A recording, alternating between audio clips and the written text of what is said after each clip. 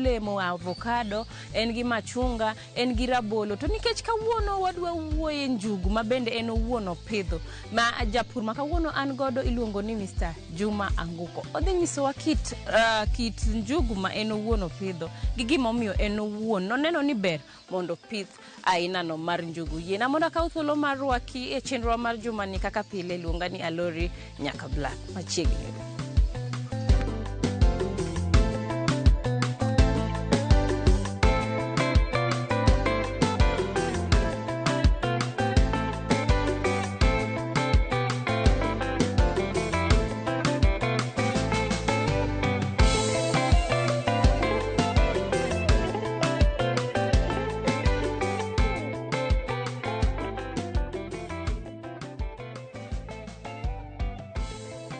Erokamano Alori.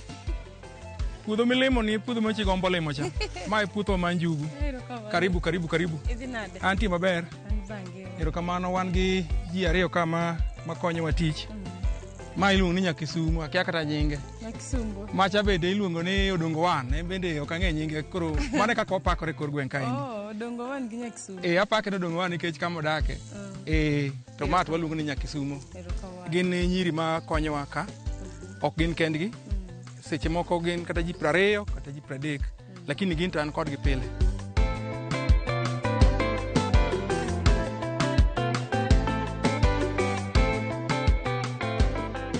Daher ni fulri na jopiny nyiswa nyingi kuma wantie gi gima in kawuono itimo puodho. An iluonga na Aguko Juma.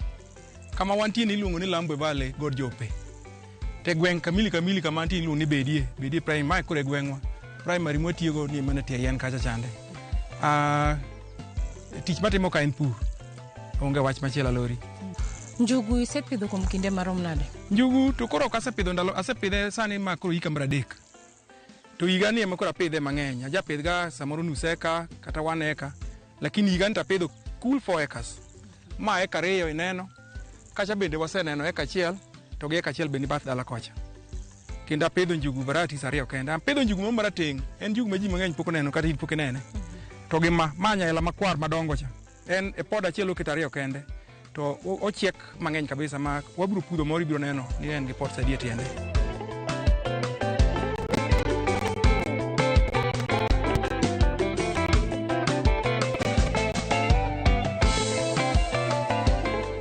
Mokwongo njugu en chiemo kendo en chiemb joma klas gi ni malo matin. Joma wuok ma dhi chiro ma dhi ng'iewo njugu ni dwa chamo ok gin ji ka in kata ka an. And therefore nengo ni malo. Kata dhi mane chiche wagi endi kawuono ka wang' udok kurawa mabei soko mjinga kacha. Idhi ro ka njugu gorogoro achiel Sh700. Tan moncha kayo season manokalo ni.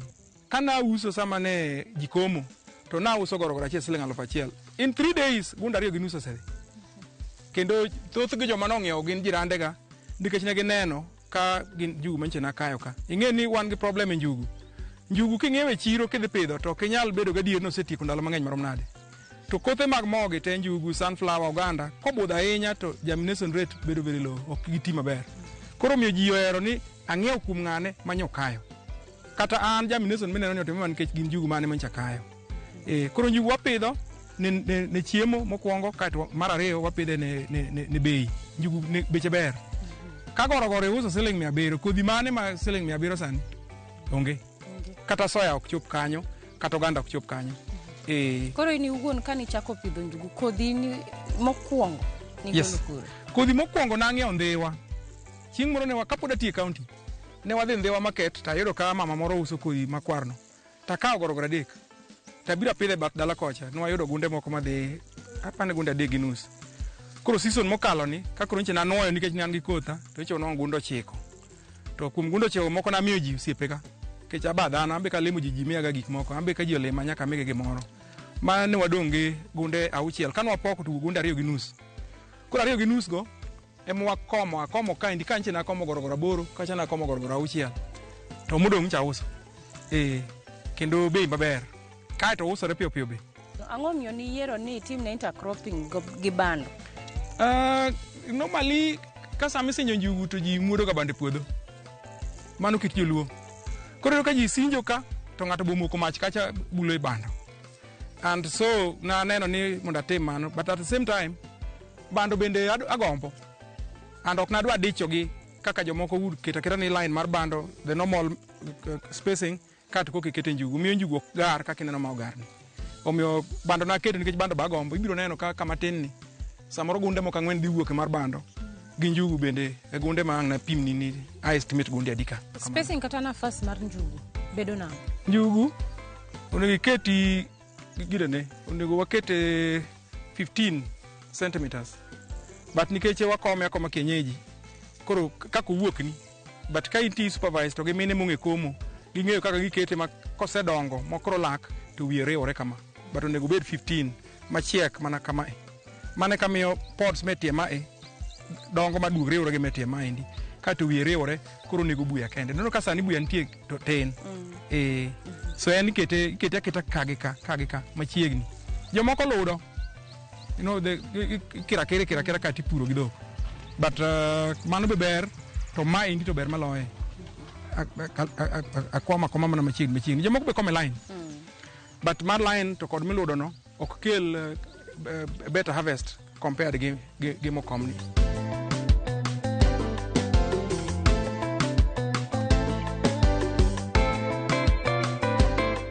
ere kaka unuwegi wiko land preparation wapuro olambwa ka endi wapuro ndalo chieng' nikech en black cotton soil ka ndalo koth to lo pek so kisepuro ndalo chieng' kamidwa kome njugu nyaka yor mobed mayom kata njugu bende okom ka koth chwe njugu ikomo ka koth chiegni chako chwe so kiseyoro miywayo mineno ka lo yom lo flat then ikoma ku one spit ni koth nyalo chwe within a week 2 or 3 weeks ka en kodhi ma virgin manyiche kok ogol e puodho to njugu tiyo kata mana 1 month e lo kapok okethore tek ni buke gi yath monjiri gi ginone gi kute moko matindo ok nyal chame lo kanyo kendo otite ka koth chwe to otimo maber kinde kor lwasi machal nade njugu chiek both chiri gopon ma wantie ni chiri to mocha kayo cha opon so teka non wango koth mo keto pods kaka ineno mago oseketo ni wabiro golo moro to koro dwaro makoth achiel kende nikech en gima ni inside the soil so ka soil wet to rome and doyo emitimo ne ndalo ma oro moro wuok matin mondo ka buya koro dug moki otherwise koth dwaro koth mang'eny mane momiyo kikomo njugu to njugu nyaka kom dry planting ma koth mokwongo to tigo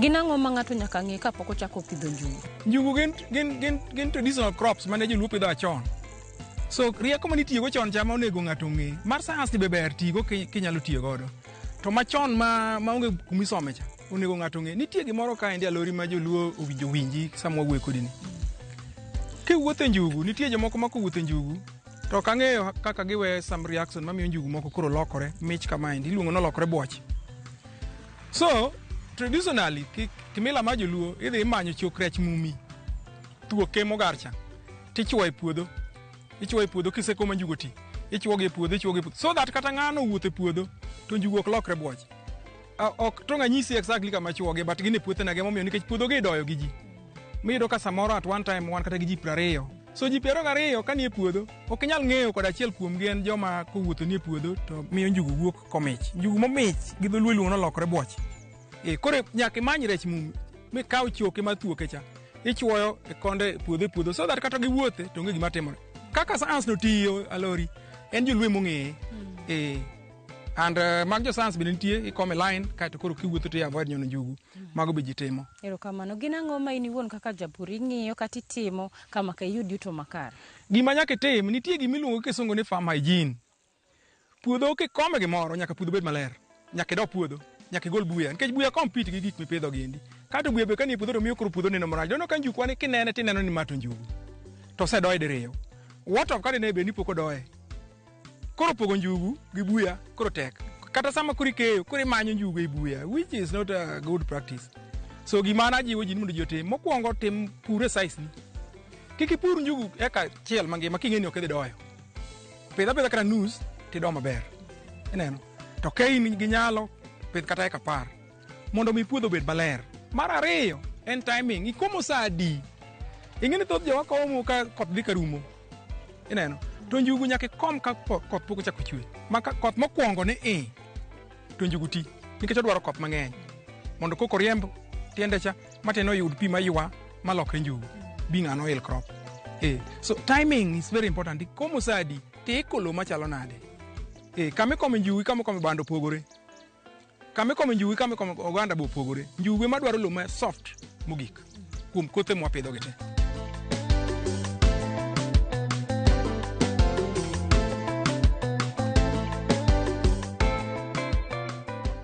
Wach ni dwe idoyo didi. Doyo mana sama buya obiro. Inyalo poka buya obiro piyo piyo. Mano kan joma nodoyo ni doyo mobudhore. Manti doyo kata mana dichiel every month. But ordinarily ka idoyo kidoyo sama ber, midoyo ka chieng' mober yany matin mabuya midogo tuo. To joma doyo ni be joma kitgi ber modoyo maber. To njugi nyalo kata do dichiel kende to. Koro puodho ni wadoyo direyo nikech puodho ni niga goyongo. Oyongo no be madwa manage gi njugu ni. Makata bando micha komo last season nicho kochiek maber. To sani neno kaka koro bando chalo. So ka njugu ni dhi wuok, odhi we koyongo no otieko te nikech kata dongi neno ka onge oyongo mamudong ka.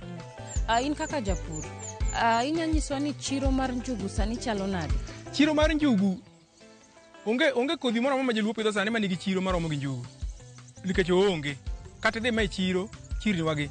Inyalo yudo ka ng'ata achiel mobiro kode, obiro gi gore moko 5-4, to ng'ama okwongo gore kuome no kaote. Ineno. So locally chiro mar njugu nitie. And even nationally, kawuono ka in gi njugu gunde 10, tiketa keta WhatsApp ni an gi njugu gunde 10, ok kaw dakika to njugu no osedhi. Te kaka uso gige na sunflower, bando, njugu gine gi kata machunga.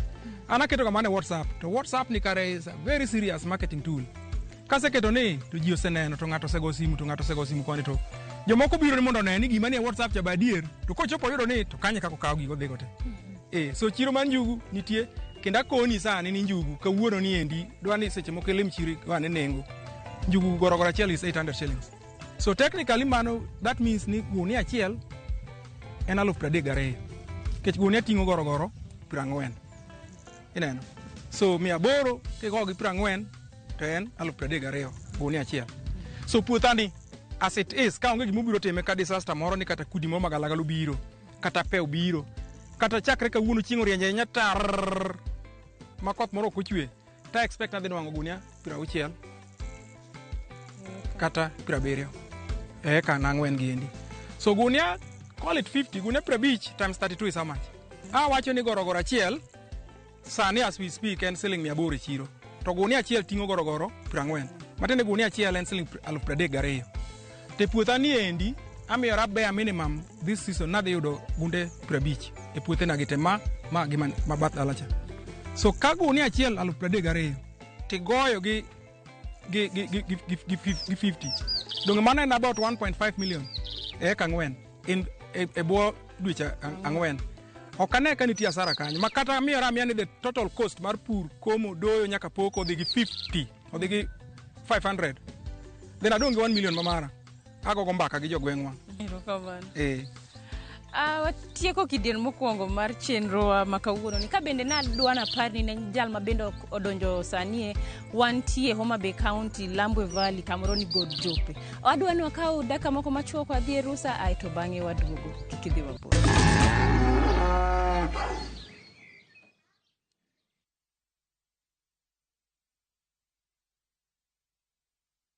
Shikisha milina euros with Shabiki.com. Kwa majina naitwa George Kamwagu. Mimi ni mwenyeji wa Kawangware. Nimejisidia 250. Mipango yangu sasa nitaenda kwanza tukae na bibi. Kuna shamba yangu yani sina document. Hitaji kama kitu kama 200.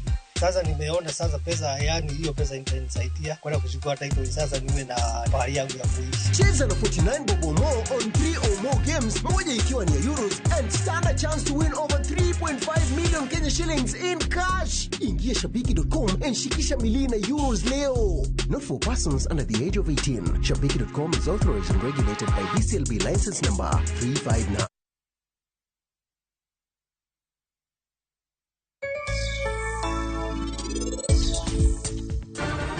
Sarabji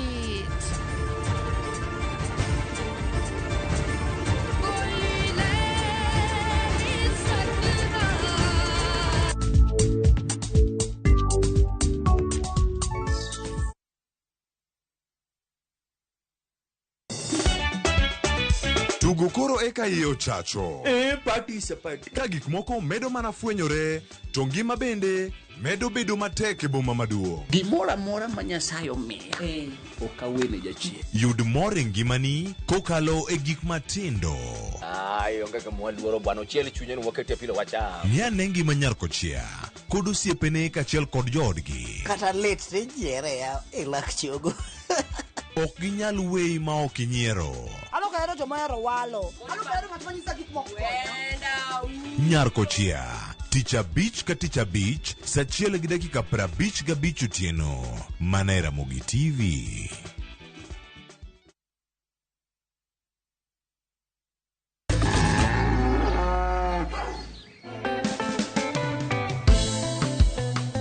Machiegni kendo janeno marwa kidieny mar ariyo ka bende adwa na parni ni antie Homa Bay County, Lambwe Valley kamoro ni Got Jope. Kawuono wawuoye njugu kit njugu mabende ber kata matimo maber Lambwe kae. Ka be wan gi jaduong' mar japur. Ok ni opuro mana njugu kende, opuro olemo, en gi mariewa, en gi oganda, en goduma. Gimoro mar nyawach ni nyatimo maber e puodho yudore ka jaduong' aguko kae. To gi thuolo mabende an godo ni adwa ni awuoye gi jogo mabende osebedo ka konyo e puodho kae. Machiegni ber. Erokamano alo. Idhi nade? Adhi maber. Daher ni nyis jopiny nyingi. Kaeto inyiswa ni to bende in kaka ng'at ma bende osebedo ka konyo e puodho kae. Gin midhiero mage kata challenges mage ma in iwuon iseneno kata osekale kinde ma bende osebedo kupidho njugu? Erokamano Lori. Wasebedo ka watiyo kama tek kabisa, kendo njugu en pith maber kabisa ma ka wapidhe to kelonwa ala maber. To challenges ma wasebedo godo en jotich, nikech en kama ka ji otiye to itiyo gi energy mang'eny, kendo idwa nodoye, idwa nogol buya mondo mi sama ogol buya no koro bedi ka en njugu maber mabro golo kodhi maber. Koro jotich samoro tin kendo watiyo gi pesa mang'eny kabisa mondo mi olose mondo bed maber. Koro wasetiyo matek, to mano endi ka watiyo kendo ka jopur kaachiel kod jotich oyudo labor mang'eny to wanyalo bedo go ohala maber kabisa. Namba 2, wan kod chandruok kaendi ni wan gi oyieyo mar fuko. Oyieyo no endi en oyieyo mar ingelo, to kamoro ingelo ochamo tie njugu. Koro njugu no kosechamo to ka wadhi mondo wasinje to wayudo kodhi matin nikech oyieyo chame. Koro mano bende challenge ma hinyowa ka kabisa. Machielo wan ka kod le e wi God Jope kaendi iluongo nong'er. Koro ng'er gieki samoro inyalo po ka gidonje puodho, to ka gidonje puodho to gibiro ma gisinj njugu ma samoro yudo ka gibet mana piny e puodho ka gimuodo njugu kanyo. Koro gisandowa kabisa, koro giketowa gi tich matek ma sa ka sa en gima walawo kendo waringo mondo mi wakony puodho. Koro wakwayo ni kata ka wachiegni gi jo KWS, gin bende ginyalo ng'iyo kaka gikonyonwa weche mag ong'eche goiki mondo mi wan kaka jopur wayud kaka wayudo ohala kuom gima watimo. To nikech ne wawuoyo kata in iwuon ni ngeko matin korka joma bende konyo e puodho kae kata jotich ma bende at least odichieng' konyo e puodho kae. Chudo chalo nade? Njugu kaluwore nikech njugu tich ne tek. Koro chunowa ni njugu wachulo $450 kata 500. To bando nikech tich ne yot, ok en tich matek ahinya, to koro bando tinyalo chul $350 kata 300 ka ng'ato tiyo. Erokamano ahinya. Tich aila ni setimo kuom kinde marom nade? Tijni endi nikech Lambwe ka en scheme, kendo ka mwadake bende thoth wanyuolowa ka. Koro kane wadongo to wayudo ka jonyuol watiyo tijni. Koro tijni wasetiye wang'o yepo kwa dhi kode mbele. Koro pod watiye nyaka ne wachake.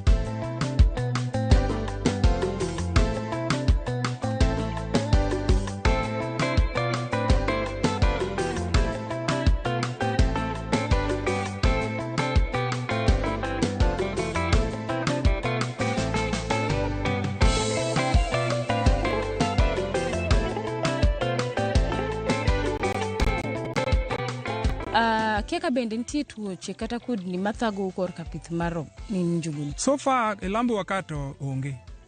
Njugu inyalo pidho apidha mido mikama onge gima mitime. Mani koro sans koro tinde puonjowa ni njugu mondo nyagni maber nyaka obed gi branches mang'eny. Koro ki consult jo agriculture kata jo agrovet to gin gi yedhe mopogore opogore ma gimiyo farmers ma farmers tiyo godo mamiyo njugu bedo gi bigger branches kendo mamiyo njugu bedo green kaka neno ma green ni. Wach mo gik ne jadeno mabende dhi neno chenro dichieng' ma kawuono ni mabende samoro nigi gombo mar pidho njugu. Thurwa ka ji oseweyo njugu mana kaka chon na wacho ni simsimbe ne ji oseweyo to gin kothe ma demand margi ni malo kendo pes gi ber. Njugu ipidho kama otuo mogik kama lowo ma kothe ok chiegie kaka ka indi anyisu ni ka enche ne bando ok chiegna ka mabe kata king'iyo chakre piny kacha kadhi ineno ka bando jik oyongo monchene ni ka endi to ne gima njugu chalo time. So adwa jiwo jogo nikech ng'eni lowo bedeyore mondo jogewa odoge kothe machalo kaka njugu ni nikech demand mare ni malo pesa be ni malo. Kipidho nus eka tinwang'o gunde 4 mopoki mano is about 140,000 shillings. Actually 150,000 shillings. Mano romo. Ng'ama ni e kor gweng' ka endi mani chula fees ne nyithindo ariyo mani e good boarding school machulo 60,000 chula nyithindo ariyo for one full year from half an acre. Koro jie ma ok ong'eyo kato ganda we poko piago dhoge diet we poko change ahinya. Chon ing'eni kane wadongo to njugu ni ema ne ikete alot iyudo ka ok no room ineno. So no wadongo ka wan joma very healthy joma very strong to sani tinde onge ji ok dwa pidho njugu. Kore gweng'wa kata temo jiwo ji mondo ji opidhi jomoko ba miyo kodhi nono and gima ber gi gweng'wa kan ji poko disappointa ka miyo ng'ato kodhi joma miyo kidhi luwo bang'e yudo kaka gitimo ka gero.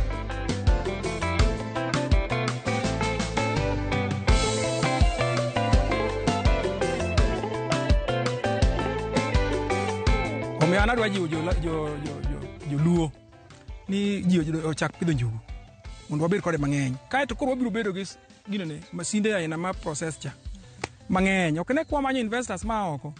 Ting'e ni thoth jowa ok ong'eyo ni the first investor en japur ma tiyo gi pesa ne ma mong'iewo lowo kata mo rent lowo machulo joma tiyo gi.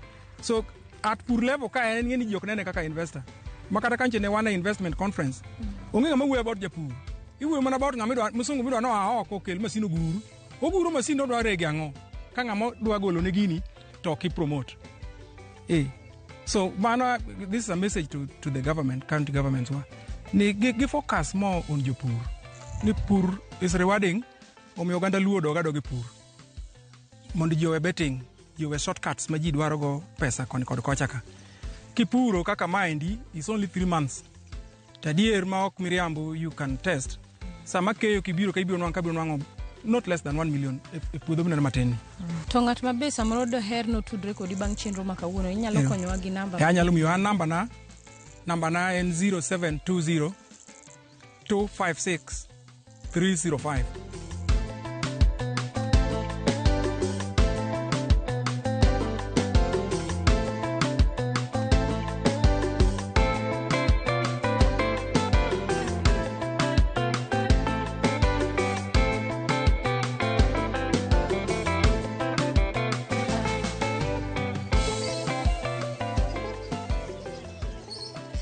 Koro mae kit njugu mabende wan godo e puodho ma waneno cha. To gikiko nitie marachar gi marakwar aeto gi marotenge mabende magie. Ka giikore to be gidwa chalo gi njugu aina ni. Aya. Gima adwa ni ng'e kuom njugu en ni thothne sama ng'ato chamo njugu nigi protein to bende ne jok mohere nya tiyo kode ka snack. Nikech oyieng'o ji bende. Ne jogo ma bende nigi tuo mar diabetes iwacho ni maber ni ginyatiyo gi njugu. To bende njugu geng'o tuoche mag adundo. In kaka japur to samoro diher ni mondo wabi walimi inyalo tiyo gi email marwa mar purgiohala@royalmedia.co.ke. Kata inyalo oronwa ote machuok kitiyo gi SMS namba ma en 23600 kata kihero 236000. Kata jogo ma bende ohero tiyo gi mbui inyalo yuda Instagram, Facebook, Twitter kitiyo gi nyinga mar Lorino Mondi kata Alori Nyaka Black. Karuotho yie wachak wajuro juma manyien luonga ni Alori Nyaka Black.